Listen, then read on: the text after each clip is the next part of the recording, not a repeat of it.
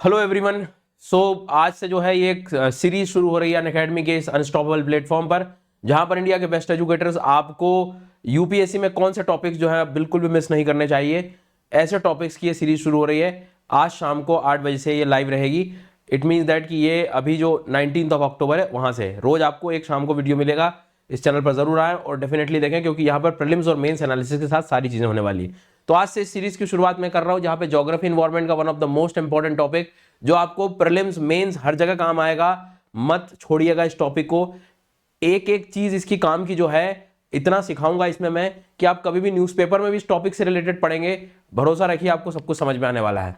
तो हम बात करने वाले हैं, टॉपिक जो है वो है coral reefs and concerns. Sir, coral reef या प्रवाल भित्ति या मूंगे की चट्टान जिसे हम कहते हैं, एक आध क्वेश्चन या एक आध टॉपिक जब न्यूज़पेपर में या कहीं भी हम यहाँ वहां देखते हैं तो उसका एक्चुअल सेंस समझ नहीं आता कि है क्या क्या जरूरत है इसकी। तो सबसे पहले ये किस ग्रुप का है, निडेरिया ग्रुप क्या होता है, नेराइटिक जोन में क्या कहां पर मिलता है, ये सारी बातें बताऊंगा। सबसे इंपॉर्टेंट बात कि ये वर्किंग इसकी कैसी है, ये कैसे मरीन इकोसिस्टम का एक मोस्ट इंपॉर्टेंट पार्ट है, ठीक है, कैसे जलीय क्षेत्रों में पाया जाता है, क्या क्या क्राइटेरियाज हैं, क्या ये कितनी सैलिनिटी को सहन कर पाते हैं, कितने टेम्परेचर को सहन कर पाते हैं, दुनिया के किस क्षेत्र में है ये, भारत के किस रीजन में है ये, अब ये सब पढ़ क्यों रहे हैं, इंपॉर्टेंस क्या है इसका, साथ ही साथ इसके थ्रेट्स क्या हैं, अब थ्रेट भी है तो क्या सॉल्यूशन है इसको कंजर्व करने के लिए। ये पूरी क्रोनोलॉजी में इस टॉपिक को हम लोग डिटेल में डिस्कस करेंगे। तो सबसे पहले बिल्कुल बेसिक से स्टार्ट करते हैं, ठीक है। मुझे एक चीज बताओ, ये कई बार आपने इस तरह के एक्वेरियम वगैरह में ये ऐसी ऐसी इमेजेस देखी होंगी, ठीक है।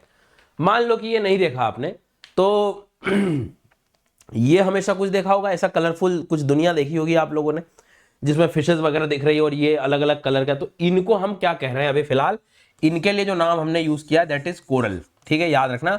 कोरल रीफ वर्ड यूज करते हैं हम लोग। अभी क्यों करते हैं, क्या नाम है, या हिंदी में प्रवाल वर्ड तो बोल देते हैं हम लोग, लेकिन भित्ति शब्द क्या होता है, प्रवाल भित्ति वर्ड क्यों यूज कर रहे हैं। बहुत सारे ऐसे शब्दावली है जो हमें नहीं समझ आती है, बट चिंता मुक्त हो जाइए, एकदम जीरो से समझाने वाला हूं मैं, ठीक है। या तो आपने ये वाला एक कई बार ऐसे देखे होंगे वीडियोस, या नहीं कुछ तो सबसे एक मोस्ट इंपॉर्टेंट चीज इसमें ये वाली ये डायग्राम देखा होगा आपने। पर एक कितनी इंटरेस्टिंग चीज है कि कलरफुल पूरा दिखाई दे रहा होता है, समझ नहीं आ रहा होता है क्या है क्यों है, इसका कैल्शियम कार्बोनेट से क्या रिलेशन है, वो सारी चीजें मैं बताऊंगा। आगे बढ़ने से पहले एक मोस्ट इंपॉर्टेंट चीज आपको बताना चाहता हूं, अनअकैडमी सब्सक्रिप्शंस के जो बेनिफिट हैं कई बार लर्नर्स को क्लियर नहीं हो पाते हैं। ध्यान से सुनिएगा, अनअकैडमी सब्सक्रिप्शन एक ऐसा सब्सक्रिप्शन है जहां पर आप अपनी यूपीएससी की तैयारी यदि कर रहे हैं तो आप हर एंगल पे कर सकते हैं। यदि आपको पूरी फाउंडेशन तैयारी करनी है, बिल्कुल जीरो एस्पेक्ट से करना है, आप बिल्कुल जीरो से शुरू कर सकते हैं इंडिया के बेस्ट एजुकेटर्स के साथ। बैचेस अवेलेबल है आपके पास। मान लीजिए बैचेस का टाइम अलाइन नहीं होता है आपके लिए, तो आप रिकॉर्डेड देख सकते हैं। मान लो बैच के हिसाब से भी नहीं पढ़ना है तो इंडिविजुअल एजुकेटर के कोर्सेज से आप अपना सिलेबस कवर कर सकते हैं। साथ में सारी टेस्ट सीरीज, नोट्स वगैरह सब कुछ अवेलेबल होता है। रिपीटर्स बैच ये जो चल रहा है ये प्रीलिम्स ओरिएंटेड है, आपको लगता है सिर्फ अभी इस बार प्रीलिम्स देके देखता हूं मैं, आप डेफिनेटली इसका बेनिफिट ले सकते हैं। और एडिशनल बेनिफिट जो मेंस के क्यूईपी वगैरह, जो क्वालिटी एनरिचमेंट प्रोग्राम, ये सब चीजों के लिए एक्सेसिबल आप रहेंगे। फाउंडेशन बैच जो शुरू हो रहा है वो 20 अक्टूबर से शुरू हो रहा है, इस बैच का भी आप हिस्सा बन सकते हैं। सारी लिंक जो है डिस्क्रिप्शन में मिल जाएगी। कोड मेरा सबको पता है SGYT10, इसका आप डेफिनेटली जो है फायदा लें और घर बैठ के मतलब जो है बेस्ट लर्निंग आप लोग ले सकते हैं, भरोसा रखिए। सो सबसे पहले हमें आगे बढ़ने से पहले मैं आपको एक शब्द सिखाना चाहता हूं, नेराइटिक जोन, ठीक है। कई बार हिंदी में समुद्री किनारों पर लिख के और फिर उस शब्द को खत्म कर देते हैं हम, बट नेराइटिक जोन क्या होता है ये समझना। इस डायग्राम को देख के आप समझ सकते हैं कि ये समुद्र का हिस्सा है सर, ठीक है, ये समुद्र का पानी वाला हिस्सा दिखाई दे रहा है, ठीक है। इधर हम लोग बढ़ेंगे तो ये कॉन्टिनेंटल पार्ट हमें दिखाई दे रहा है, जमीन वाला, समझ आ रहा है। नहीं समझ आया तो अपना हमेशा की तरह एक पेड़ लगा दो, ठीक है। अब ध्यान से समझना, इधर आऊंगा मैं समुद्र की ओर तो यहाँ इन्होंने 2-3 हिस्से कर दिए हैं, पर इससे भी अपने को ज्यादा लेना देना नहीं, लेकिन फिर भी मैं समझा देता हूँ। फोटिक जोन है, फोटिक जोन मतलब फोटिक मतलब जहां सनलाइट जा रहा है, सनलाइट जहां जा सकता है। सही बात है, सनलाइट अंदर तक तो नहीं जाएगा भाई, कुछ ही गहराई तक जाता है, तो लगभग 50-100-150 मीटर के आसपास तक हम ये बात कर रहे हैं। लेकिन जमीन से लगा हुआ हिस्सा किनारे पर लगभग 200 मीटर की गहराई वाला जो हिस्सा होता है उसको हम नेराइटिक जोन कहते हैं। ध्यान से सुनना, पानी भी चाहिए, जमीन भी चाहिए, ये लगभग क्षेत्र, ठीक है, ये वाला एरिया नेराइटिक जोन। तो ध्यान रखना, it is relatively shallow part, कम गहरा, कॉन्टिनेंटल शेल्फ का ही हिस्सा होता है, निमग्न तटों का ही हिस्सा होता है ये, ठीक है। Above the drop off by the continental shelf, shelf जहां एंड होने वाला हो रहा होता है, approximately 200 metre in the depth, तो लगभग 100-200 मीटर की गहराई वाला ये जो क्षेत्र है वहां पर ये नेराइटिक जोन है। सर आप तो कोरल पढ़ा रहे थे, अचानक नेराइटिक जोन पे कैसे आ गए? देखो भाई सीधा सा गणित है, जो चीज पढ़ने वाले उसका एड्रेस ही नहीं पता है आपको, कहां मिलेगा तो कैसे समझ आएगा अपने को। इसलिए सबसे पहले तो आज के बाद कोई भी आपसे क्वेश्चन पूछ ले कोरल रीफ का एक्चुअल प्लेस क्या होता है, तो नेराइटिक जोन, नेराइटिक वो क्षेत्र है जहां पर समुद्र के किनारे, और वो भी ध्यान रखना मतलब जमीन का जो कॉन्टिनेंटल पार्ट है वहां पर, और गहराई लगभग 200 मीटर की, एकदम इंटरटाइडल जोन में नहीं कि यहां तक टाइड्स आ जाएंगी तो यहां भी मिल जाएगा, नहीं यहां नहीं, इसके इधर अपने को थोड़ा सा याद रखना, नेराइटिक जोन, ठीक है। अब इसमें फोटिक जोन का भी संबंध है। फोटिक जोन का मतलब फोटोन, फोटोन सनलाइट ऐसे इमेजिन करो जहां सूर्य आ सकता है, उससे रिलेटेड ये शब्द है। अब ऐसा क्यों है, हम फोटोसिंथेसिस या प्रकाश संश्लेषण की बातें क्यों करेंगे यहां पे, वो भी देखेंगे। देखो भाई सनलाइट पहुंचेगा, आज आपको मालूम है कि एक पेड़ पौधा भी जो है वो अपनी ऊर्जा सबसे पहले कहां से लेता है, सनलाइट से लेता है, तभी आपको ग्लूकोज दे पाता है, तभी आगे की फूड चेन चल पाती है। तो ये पेड़ कितनी गजब की मशीन है कि सूर्य जो है सोलर एनर्जी से आपको एक तरह से एक ऐसी एनर्जी दे रहा है जिससे पूरा बॉडी बिल्डिंग स्ट्रक्चर जो है सब कुछ डेवलप हो रहा है। तो समुद्र की भी जो फूड चेन होती है उसकी भी शुरुआत सन की एनर्जी से ही होती है। जी हाँ, सन की एनर्जी से ही फाइटोप्लैंक्टन जो है शुरू होते हैं। तो ये कोरल रीफ जो आज हम पढ़ रहे हैं, ये कोरल्स को भी सर हर दिन फोटोसिंथेसिस की जरूरत पड़ती है, प्रकाश संश्लेषण की जरूरत पड़ती है, और प्रकाश संश्लेषण के कारण ही उनकी ग्रोथ हो पाती है। और यदि वो नहीं रहेगा, सूर्य नहीं रहेगा, तो फिर वो उनकी ग्रोथ खत्म हो जाएगी। इसका मतलब इनकी लोकेशन ज्यादा हमने 600-800 मीटर क्यों नहीं ली, क्योंकि सनलाइट ही नहीं पहुंचेगा, तो कैसे ग्रोथ होगी उनकी। तो इसलिए ये एक एरिया होता है। किनारे पर क्यों नहीं लिया, वहां तो बहुत ही ज्यादा धूप है सर वही बात है कि किनारों पर आपको पानी का जो स्रोत है वो कई बार क्या होता है, स्टेबल नहीं रहता। इट मीन्स दैट कि मूवमेंट बहुत तेज है और पॉल्यूशन है, किनारे पर धूल मिट्टी सब आ जाता है, सेडिमेंट आ जाता है, तो पानी मटमैला हो गया, सूर्य का प्रकाश उतना बेहतर नहीं पहुंच पाया, तो उनका सर्वाइवल का जो पैटर्न है वो मतलब उतना बेहतर नहीं हो पाता। तो थोड़ा साफ पानी में चाहिए इनको, क्लियर वाटर चाहिए, आगे और समझेंगे। अब ये आपको बहुत कम किताबों में देखने को मिलता है। सबसे पहले तो ये जो कोरल रीफ दो शब्द है मैं आपको सिखाना चाहता हूं। देखो ध्यान से सुनना, कोरल एक शब्द है, कोरल, ठीक है। अब होता क्या है, ये आपके सामने एक इमेज दिखाई दे रही है। सबसे पहले इसको आप समझ लीजिए कि एक जीव है, ये जीव जी रहा है, ठीक है, समझ रहा हो, सांसें ले सकता है, जीव है ये, ठीक है। इस जीव को मैं कहता हूं कोरल पॉलिप, पॉलिप्स कहता हूं, ठीक है। ये जीव है। दो लोगों की बात करेंगे आज हम। कोरल रीफ मतलब दो लोगों की बात हो रही है, एक सिम्बायोटिक रिलेशनशिप है, म्यूचुअलिज्म है यहां पर, ठीक है। तो एक जीव है यहां पर कोरल, कोरल पॉलिप बोलते हैं इसको। ये जीव मतलब समझ जिसके अंदर जीवन है, और थोड़ा डिटेल में देख सकते हैं यदि आप लोग। तो अभी इस चीज को आपको और मैं बता देता हूं, यहां पर ध्यान दीजिएगा कि इस डायग्राम में भी आप देखोगे तो ये जो दिखाई दे रहा होता है, एक हिस्सा मैंने बताया इसका जूम करके, तो आप ऐसे देखोगे तो ये जीव दिखाई दे रहा है, ये जीव है, ठीक है। अब इस जीव को क्या कह रहे हैं हम लोग, पॉलिप बोल रहे हैं, ठीक है। अब ये जीव किस ग्रुप का होता है, कभी कभी सवाल आ सकता है। तो आपने देखा होगा इस तरह की कुछ फिशेस होती हैं और बहुत सारे मतलब एक ग्रुप होता है, तो उस ग्रुप को कहते हैं Cnidaria group. For the prelims examination एक बात याद रखना है कि कोरल्स जो होती हैं, जैसे जेली फिश सुना होगा आपने, जी हाँ, तो वो जो ग्रुप होता है स्पेशली, या जेली फिश का भी एक तरह से आप कह सकते हो कि किस ग्रुप में आता है, तो वो निडेरिया ग्रुप में आता है। अब निडेरिया ग्रुप क्या होता है, तो इस तरह के जिसमें जीव जंतु पाए जाते हैं। ये जो दिखाई दे रही है इमेज, आपको ज्यादा नाम में जाने की अपने को ज्यादा जरूरत है नहीं, लेकिन इस तरह के जो जीव जंतु होते हैं, जीवन है इनमें, लाइफ है, ध्यान रखना, इनको ये मतलब जीवन जी रहे होते हैं। लेकिन अब ध्यान देना ये किस ग्रुप का है, तो कल को अपने से कोई पूछ ले कि भाई कोरल पॉलिप जो है किस ग्रुप का है, तो निडेरिया ग्रुप का है। दूसरी बात, थोड़ा डिटेल में पूछ लिया तो निडेरिया भी एक प्रकार के नहीं होते, बहुत सारे प्रकार के होते हैं। इसमें कोरल को आप देखोगे तो एंथोजोआ करके ग्रुप है, ये भी याद रखना, क्योंकि इस तरह की टर्मिनोलॉजी सब आजकल प्रीलिम्स में आने लगी है।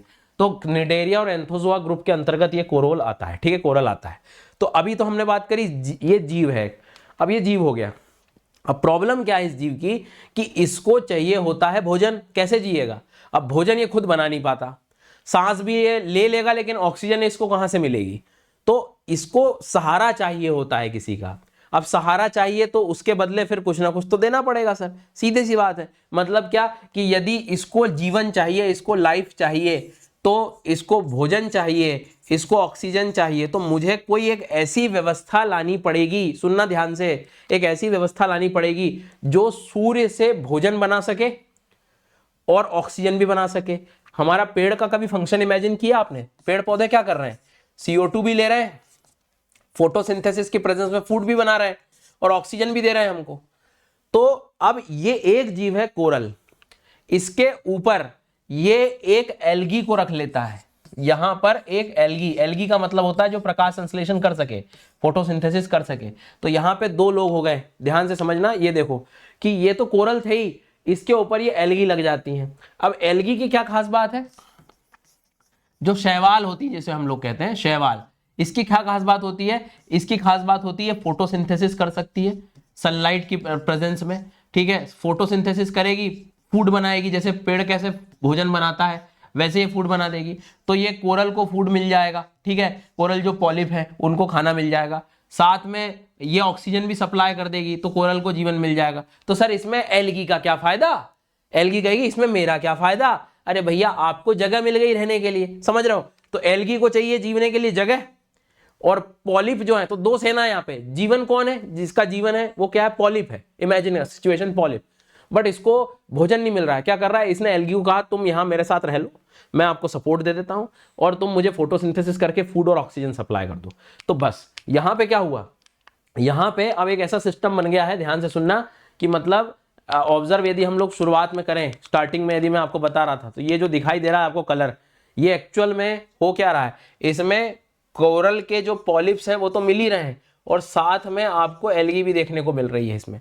तो एल्गी का जो कलर होता है, जैसे हमारे यहाँ बहुत कॉमन एल्गी क्या होती है, ग्रीन कलर की होती है, तो अलग अलग कलर पिगमेंट्स के कारण इतना कलरफुल बन जाता है। तो ये जो कलरफुल दुनिया दिखाई दे रही है ना एक्चुअल में आपको, इसका मतलब समझना है कि ये एल्गी जो है उस पॉलिप के ऊपर रखी हुई है, उसके अलग अलग कलर है, ठीक है। तो यहां पर ध्यान से समझना है आपको कि मतलब हुआ हो क्या रहा है कि ये एक तरह से ये पॉलिप हो गया, ये जीवन हो गया, ठीक है, ऑर्गेनिज्म हो गया निडेरिया ग्रुप का, और इस पे जो है एल्गी रह रही है, एल्गी इसको भोजन बना के दे रही है, ऑक्सीजन बना के दे रही है, और इसका जीवन चल रहा है, और ये सपोर्ट जो है उस एल्गी को सपोर्ट दे रहा, तो दोनों का बेनिफिट हो गया यहाँ पे।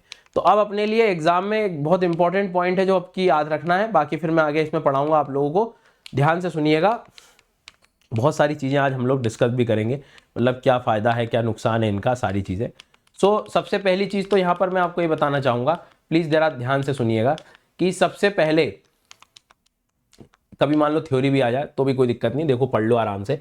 कोरल पॉलिप क्या होते हैं, ये सॉफ्ट बॉडीड मरीन ऑर्गेनिज्म है, जो पॉलिप मैंने बताया सॉफ्ट बॉडीड मरीन ऑर्गेनिज्म, ठीक है। कौन से ग्रुप से होते हैं, निडेरिया ग्रुप के होते हैं, ये जीवन हो गया, ठीक है। अब और निडेरियंस में हाइड्रास होते हैं, जेलीफिश होते हैं, सी एनिमोन्स होते हैं, ऐसा नहीं है कि सिर्फ कोरल पॉलिप ही होते हैं। अब कोरल पॉलिप क्या होता है, एक सिम्बायोटिक रिलेशनशिप, म्यूचुअलिज्म बनाते हैं, है ना, मतलब आसपास में जो है एक तरह से आप कह सकते हो कि समझौते में रह रहे हैं, किसके साथ, एल्गी के साथ। एल्गी, एल्गी का नाम क्या है, जूजेंथले है, प्लीज नोट डाउन कर लेना, जूजेंथले, वो आपसे पूछेगा, जूजेंथले जो है याद रखना, ठीक है। अब जूजेंथले जो है वो कहाँ रहती है, inside the coral polyp, coral polyp पे रहेगी, ठीक है। परफॉर्म फोटोसिंथेसिस, प्रकाश संश्लेषण करेगी, इससे फूड बनाएगी, ऑक्सीजन बनाएगी, जो कि शेयर हो जाएगा किसके द्वारा, कोरल के द्वारा शेयर हो गया, सिंपल। उसके बाद में इसके बदले कोरल ने क्या करा, it provides the algae with the protection, protection भी दे रहा है और लाइट भी दे रहा है और necessary condition for the photosynthesis, जगह रह रहा है। अब पूरा गेम समझो यहाँ पे, मतलब क्या हुआ कि ये पॉलिप जो है, ये जो जीव जंतु है, ये जो मैं इधर दिखा रहा था आपको, ये तभी जी पाएगा जब एल्गी इसको फूड बना के देगी, और एल्गी की फूड बनाने की जो क्षमता है वो इस बात पर डिपेंड करती है कि वो सनलाइट के कितने पास में है, कितने दूर है।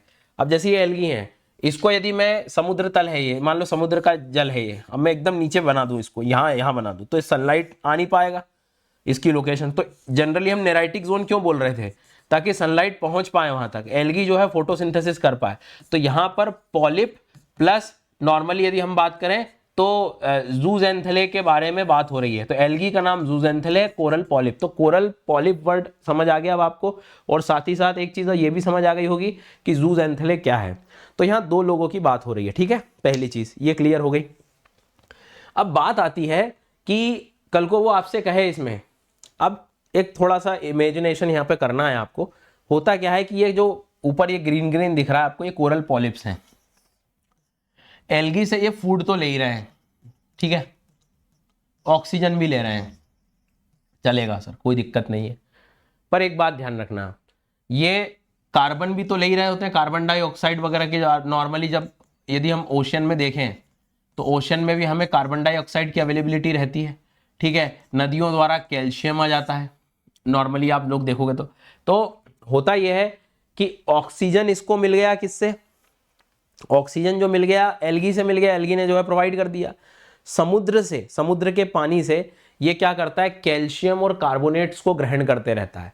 मतलब ये अपना जो स्ट्रक्चर है, अब खुद सोचो कोई जीव है, जीव जंतु, उसका अंदर एक स्ट्रक्चर तो होगा, ढांचा। आज हमारे शरीर के अंदर क्या हड्डियां हैं, तो उसका भी तो एक ढांचा बनेगा ना, वो जीव का, कोरल का, एल्गी का नहीं बेटा, कोरल का।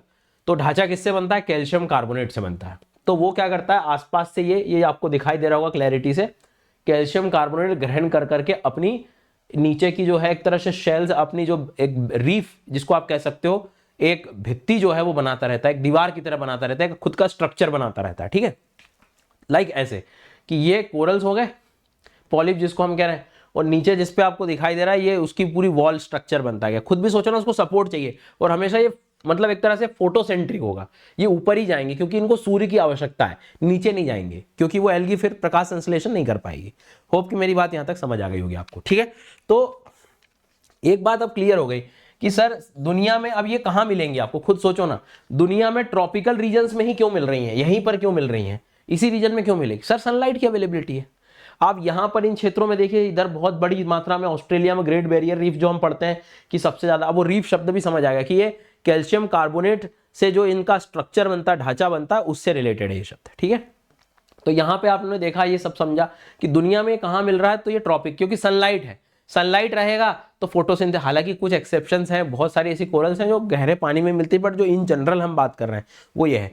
तो कल को कोई बोले तो ट्रॉपिकल एरिया, टेम्परेचर की कोई बात कर ले आपसे कि नहीं हमें तो टेम्परेचर भी बताओ कितनी क्या रेंज होगी, तो लगभग हम एक बड़ा टेम्परेचर रेंज तो ज़्यादा नहीं ले पाएंगे, लेकिन 25 से 30 के आसपास भी ले सकते हो डिग्री सेंटीग्रेड। सैलिनिटी में भी ये लगभग 27 से 30 पीपीटी के आसपास, और थोड़ा बहुत +-2-3 ऐसा रहेगा ज़्यादा से ज़्यादा। मतलब सैलिनिटी भी ज़्यादा टॉलरेंसी नहीं है इनकी, टेम्परेचर में भी ज़्यादा टॉलरेंसी नहीं है।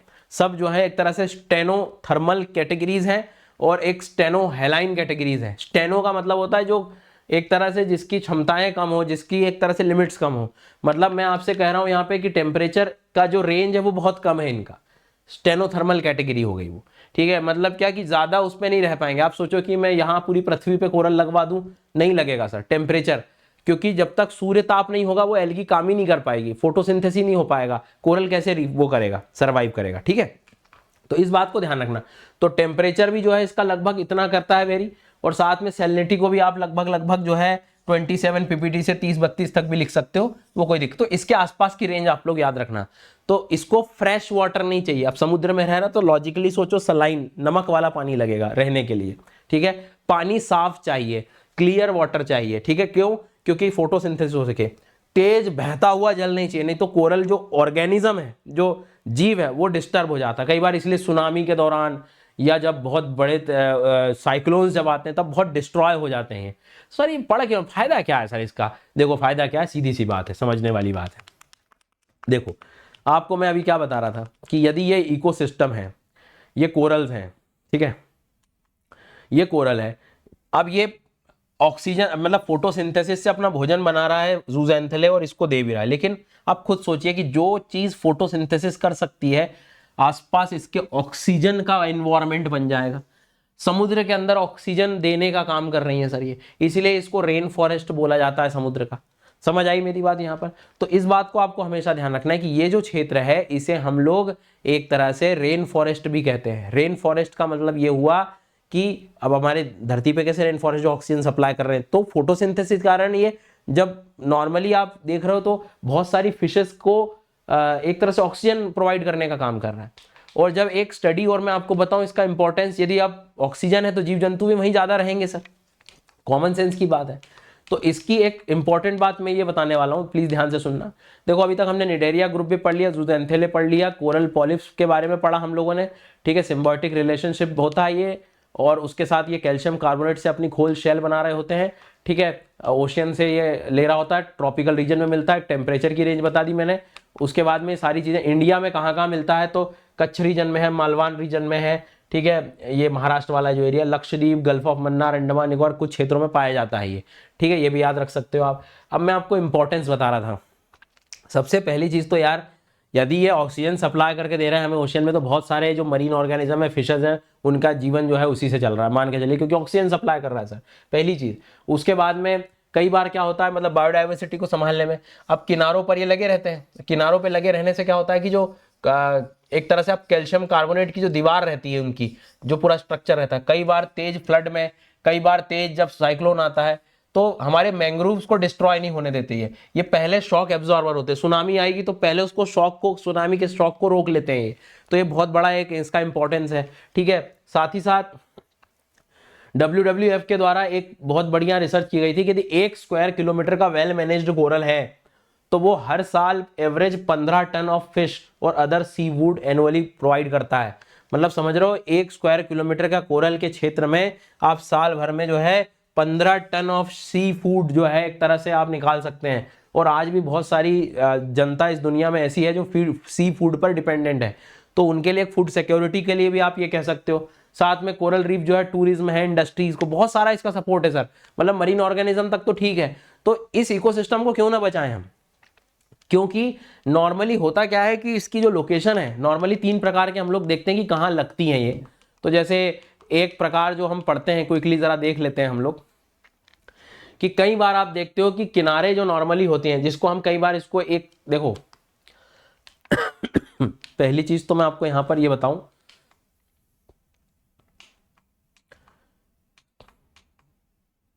इस डायग्राम को आप देखना, आपको चीजें और समझ में आ जाएगी, या इससे भी आप समझ सकते हो कि जैसे ये समुद्र का किनारा है, ठीक है, किनारों से दूर और किसी आइलैंड के चारों ओर। देखो मैंने क्या कहा आपको, सबसे पहले इनको एक जमीन ऐसी चाहिए जिसपे कोरल लग सके, फिर वो कोरल सपोर्ट करेगा उस जूज़ैंथेले को, ताकि फिर फोटोसिंथेसिस हो जाए।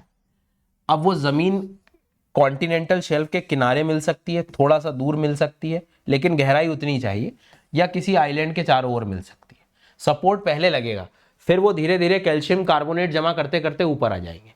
तो 3 नाम बड़े फेमस होते हैं, एक फ्रिंजिंग रीफ बोला जाता है, एक बैरियर रीफ बोला जाता है, और एक एटॉल बोला जाता है। जब किसी आइलैंड के चारों ओर जब लग जाती है, इसका फॉर्मेशन जब हो जाता है, पहले तो सपोर्ट पे कोरल पॉलिप आ गए, एल्गी आ गए, फिर ये कैल्शियम कार्बोनेट जमा करते करते करते करते करते ऊपर तक आ जाते हैं। तो कई बार ये ऐसे दिखाई देते हैं, इनको हम एटॉल्स कहते हैं। तो एटॉल, अब ये व्हाइट कलर मतलब ये पूरा कैल्शियम कार्बोनेट का फॉर्मेशन हो गया, ठीक है। अब कई बार अवरोधक प्रवाल भित्तियां जो कहते हैं हम लोग, मतलब किनारों से थोड़ा दूर होती हैं, ये किनारे से दूर लग जाती हैं।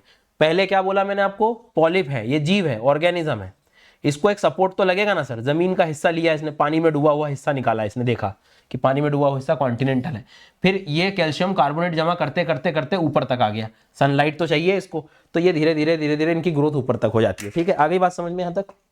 इसके बाद में अपने को जो ध्यान रखना है, इसके बाद में ध्यान रखना है कि ये देखो, ये जो मैं बता रहा था कि इनको एक जमीन लगती है, उसके बाद तो एक ग्रोथ करते करते कैल्शियम कार्बोनेट लेते लेते ऊपर आ जाते हैं। फिर एक और होती है जो कोस्टल लाइन के पास होती है, बिल्कुल किनारों पर होती है, इसको हम फ्रिंजिंग रीफ कहते हैं, तटीय प्रवाल भित्तियां। ऐसी संरचनाएं होती है जो समुद्र तल पर मुख्य भूमि के निकट किनारों पर पाई जाती हैं, बिल्कुल किनारे पर बनते हैं।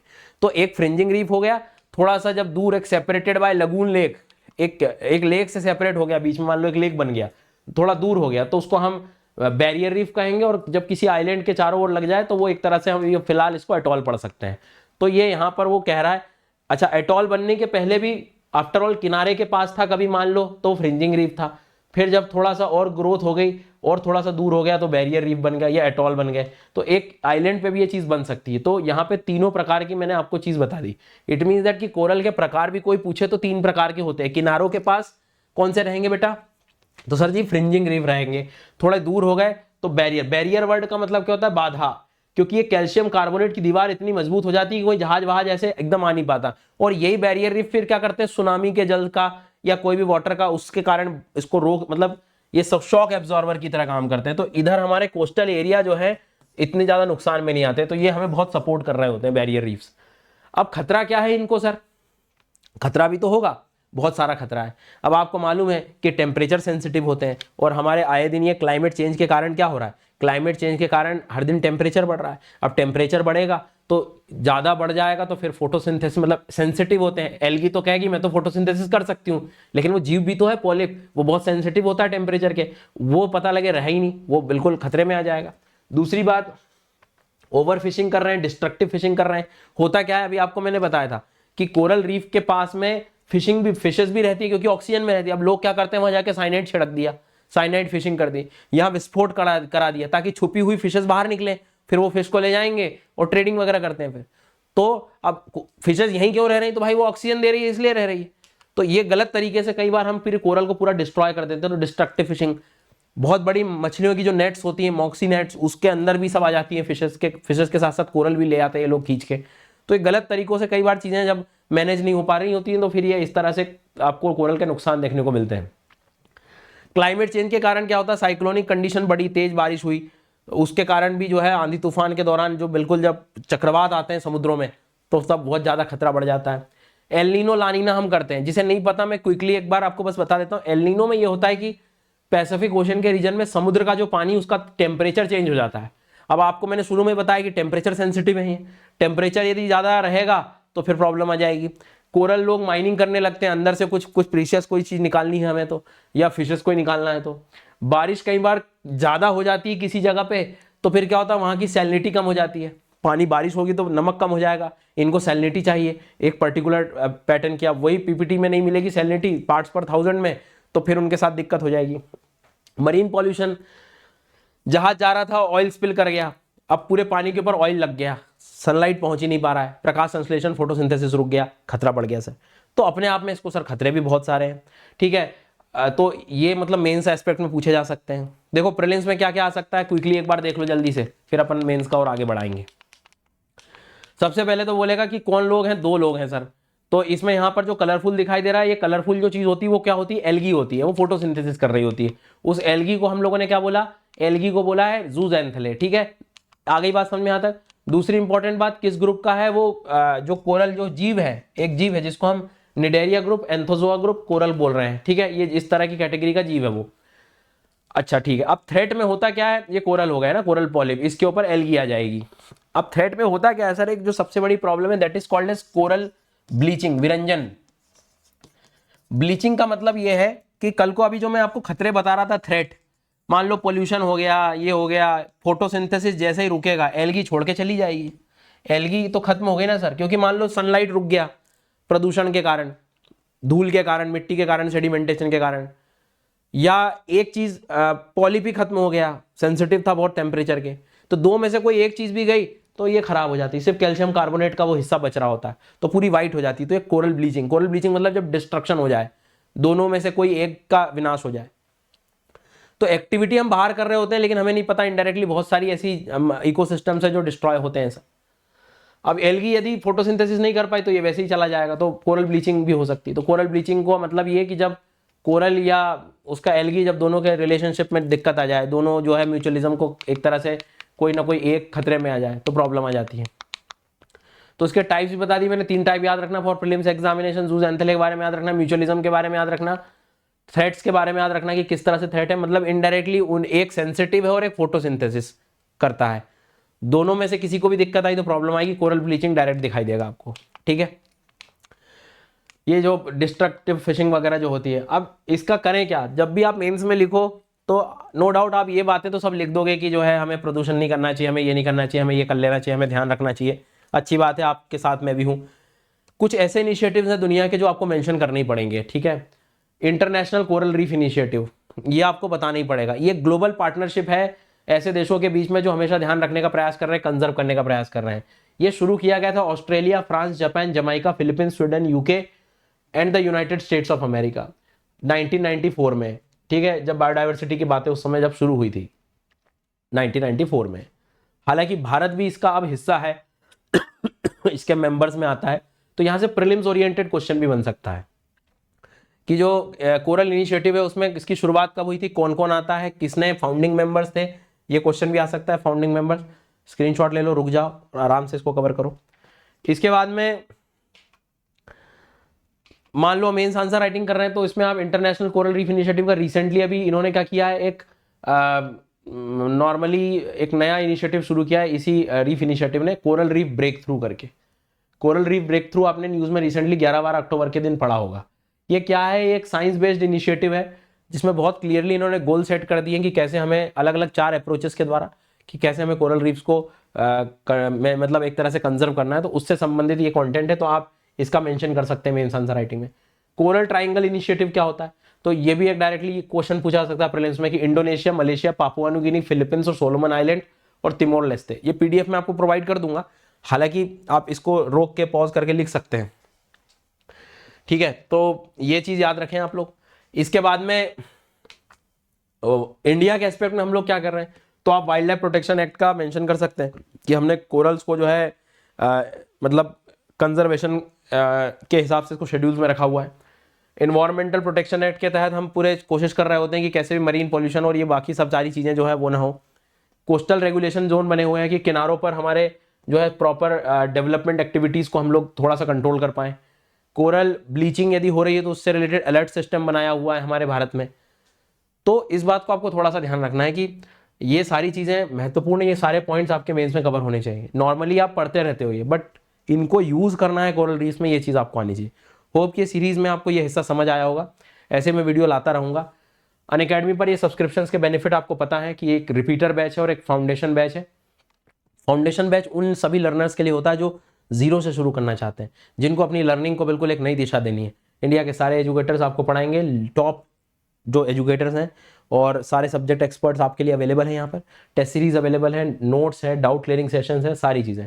रिपीटर्स बैच वो बैच होता है जो कि ध्यान रखना है आपको एक इंपॉर्टेंट बात इसमें, कि जो लर्नर्स इस बार प्रीलिम्स देने वाले हैं उनके लिए, कि सिर्फ अभी मैं प्रीलिम्स ओरिएंटेड पढ़ूँ। इस बात में आपको एक बात ये भी ऑब्जर्व करनी है कि ये अलग अलग नहीं लेना, आपको एक ही सब्सक्रिप्शन में सारी चीज़ मिल रही है, आपको जैसा पढ़ना हो वो पढ़ सकते हैं, ठीक है। तो इस सब्सक्रिप्शन का बेनिफिट लें। मतलब नए बैच जो इसमें आपको प्रारंभ होंगे, फाउंडेशन बैच, ये 20 अक्टूबर से प्रारंभ हो रहे हैं, और इसमें SGYT10 इस डिस्काउंट कोड का आप इस्तेमाल करें जब भी सब्सक्रिप्शन लें। लिंक नीचे मिल जाएगी, और PDF भी आपके लिए मैं अवेलेबल करा दूंगा। होप कि पसंद आएगा। कमेंट जरूर करके जाना, कैसे लगा वीडियो बताना। Thank you so much.